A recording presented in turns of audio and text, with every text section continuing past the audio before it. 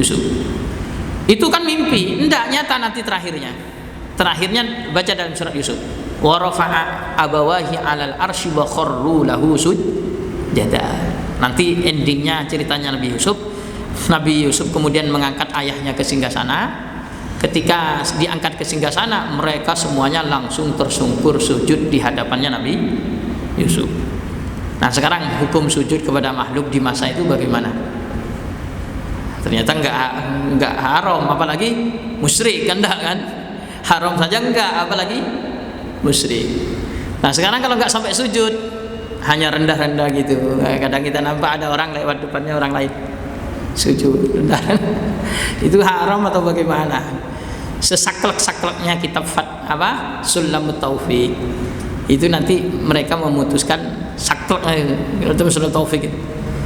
Itu tetap kalau tidak sujud itu tidak bisa disebut haram. Kalau tidak sujudnya, tradisi di satu daerah kayak orang Indonesia itu kalau di depannya orang nunduk-nunduk. Apalagi kalau di negara lain itu ada itu kalau ketemu orang lain itu dibungkuk-bungkukkan badannya. Apakah kita akan memvonis muslim-muslim yang berada di daerah itu kemudian melakukan hal yang haram atau bahkan menyekutukan Allah? Tidak. Karena itu menjadi sebuah tradisi yang kemudian kita akan melihat dari sisi hukum. Itu kita lihat dari sisi hukum. Apalagi cuma mencium kaki. Hati-hati loh, orang mencium kaki itu bukan sujud. Ada orang mencium kaki kalau disebut sujud. Kenapa kok kamu sujud sama si fulan? Bukan sujud sama si fulan, mencium kakinya si fulan. Sama enggak mencium kaki sama sujud? Beda kan? Awal kan ada mencium tangan, ada mencium kaki. Kalau tangannya ada di bawah, kemudian dia cium tangannya, sama enggak dengan sujud? Sujud itu kesimpulannya intinya menempelkan kening pada lantai. Itu namanya sujud. Tapi kalau belum menempelkan kening sama lantai, nggak bisa disebut sujud. Buktinya coba jenengan sholat, nggak usah tempelkan keningnya ke lantai, sah nggak sholatnya? Enggak. Kenapa kok nggak sah? Belum disebut sujud. Nah, sekarang kalau ada orang mencium kakinya orang lain itu sujud apa enggak? Enggak kan? Kenapa? Karena keningnya nggak ditampilkan ke lantai. Itu kalaupun nanti ditempelkan ke lantai, hukumnya bagaimana? Dilihat dari sisi akidah, itu nanti terbagi menjadi tiga. Ada hati, ada perbuatan, ada ucapan. Kemudian faman iftara 'alallahil kadhiba, barang siapa yang membuat-buat atas Allah al-kadhiba, kedustaan, mim ba'di dzalika, setelah itu, faulaika humudz zalimun, maka mereka itu adalah orang-orang yang zalim. Kalau membuat kedustaan bahwasannya mereka halal, itu kemudian menghalalkan sesuatu mengatasnamakan Allah, sementara Allah sudah menurunkan kitab Taurat bahwasannya itu haram, berarti ini yang disebut orang-orang zalim, iftira. Qul, katakan Muhammad, shadaqallah, benar Allah benar terhadap apa yang disampaikan kepada aku. Buktinya kalian gak berani mendatangkan Taurat agar dibaca bahwasannya ini haram apa halal. Mereka takut. Kenapa? Karena yang mereka nisbatkan kepada Taurat atau yang mereka katakan halal menurut dalam agama mereka, dalam syariat mereka, itu sebenarnya sudah Allah haramkan, cuman mereka nggak berani menunjukkan kebenaran. Yang benar Allah. Qul shadaqallah fattabi'u millata Ibrahim hanifa wa ma kana minal musyrikin. Nanti ini kita lanjutkan kembali bagaimana fattabi'u millata Ibrahim hanifa wa ma kana minal musyrikin, karena banyak millah Ibrahim itu termasuk millah Ibrahim itu kita khitan ini termasuk millah Ibrahim, syariat hitannya. Jadi millah pertama kali diberlakukan hitan adalah millahnya Nabi Ibrahim. Nah, nanti ditanya hitan ini berlaku untuk karena yang dihitan itu Nabi Ibrahim apa Nabi laki-laki saja atau juga perempuan. Cuman apakah harus sama semuanya? Karena riwayat hadisnya dua. Nabi Ibrahim dihitan itu 80 tahun usia, ada yang menyebutkan 120 tahun. Berarti Nabi Ibrahim dihitan 80 tahun. Berarti kita hitannya pas 80 tahun. Ke bulu nggak hitam, soalnya umur kita nggak nyampe 80 tahun. Memang Nabi Ibrahim waktu 80 tahun disyariatkan hitan. Ya sudahlah, saya mau persis sama Nabi Muhammad. Nabi Muhammad itu dua riwayat. Satu terhitan waktu lahir, nomor dua terhitan waktu usia 7 hari yang menghitan kakeknya.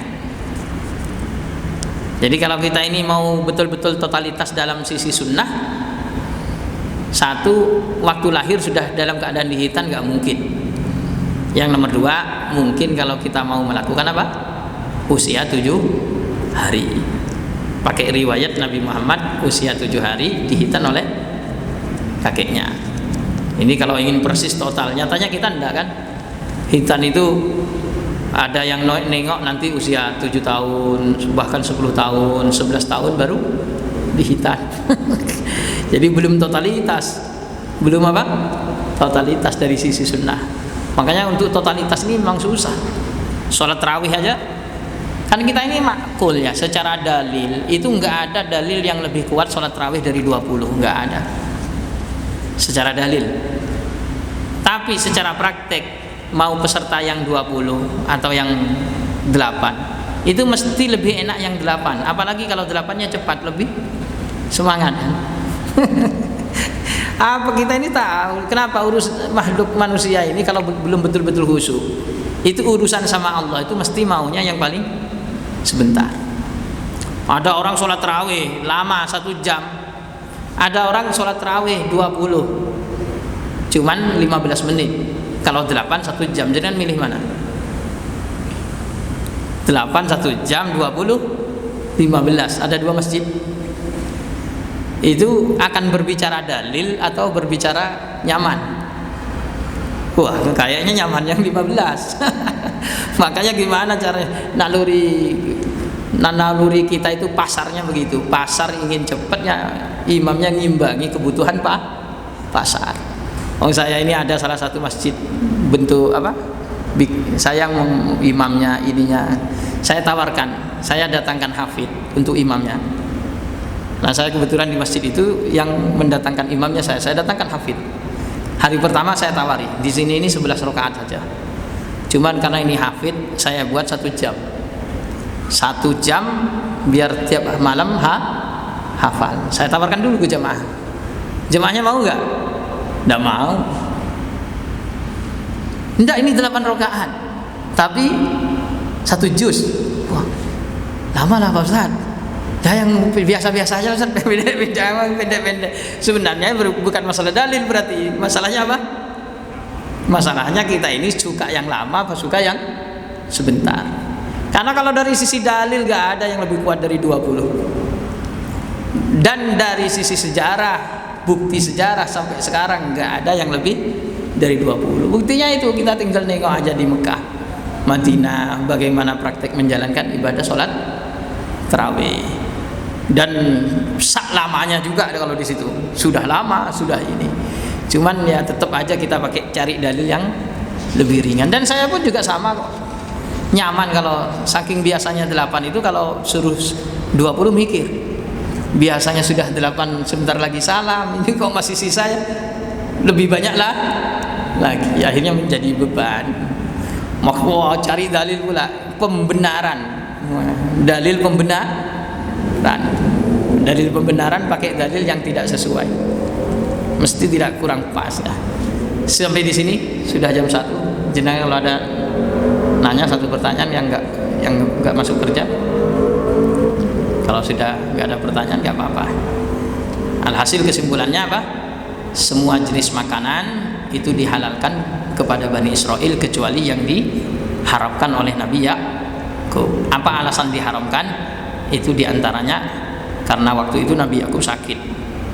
Kemudian gara-gara itu kemudian Nabi Yakub bilang, saya nggak bakalan makan daging unta ini sama air susunya. Akhirnya ini berlaku kepada Bani Israel juga. Setelah itu Bani Israel banyak melakukan kesalahan. Akhirnya apa? Allah turunkan kitab Taurat. Dalam kitab Taurat malah semakin banyak yang diharamkan kepada Bani Israel. Tapi Bani Israel maunya nggak terima dengan yang diharamkan. Akhirnya dia mengatakan ini halal, mau dikembalikan ke dulu. Tapi kata Allah, Nabi Muhammad, yuk datangkan Tauratnya kalau memang itu halal. Bacakan kepada saya, katanya. Dan mereka nggak berani membacakan. Kenapa? Karena mereka tahu bahwasannya hal itu diharamkan atas mereka. Dan dari sisi bahasa, kita dari kalimat kul itu juga harus belajar bahwasannya ilmu itu jangan pakai bahasa Arab satu. Kalau sudah ngerti kalimat kul semua, wah, kemana-mana pokoknya semua itu berarti mentiadakan yang lain. Padahal kata semua itu banyak sekali di Al-Quran yang tidak mengandung makna menafikan yang lain. Ya seperti tadi saya sampaikan, Allah kami ciptakan segala sesuatu dari air. Ternyata tidak semua sesuatu diciptakan dari air. Semua makanan Allah halalkan pada Bani Israel. Apakah yang dimaksud semua itu juga yang berbahaya? Ternyata jawabannya apa? Tidak semua makanan yang berbahaya yang enggak haram. Apa? Bukan apa? Bukan halal, ya juga haram kalau berbahaya. Maksudnya bagaimana itu yang dimaksud dengan semua? Oh, berarti semua itu bermakna yang termasuk hadis yang sering saya baca dalam muqaddimah, kullu bid'atin dolalah. Semua bid'ah itu sesat. Maka makna semua bid'ah ini bukan berarti menafikan ada hal yang lain. Inilah pemahamannya Ahlus Sunnah wal Jamaah. Subhanakallahumma wa bihamdik asyhadu an la ilaha illa anta astaghfiruka wa atubu ilaik. Assalamualaikum warahmatullahi wabarakatuh.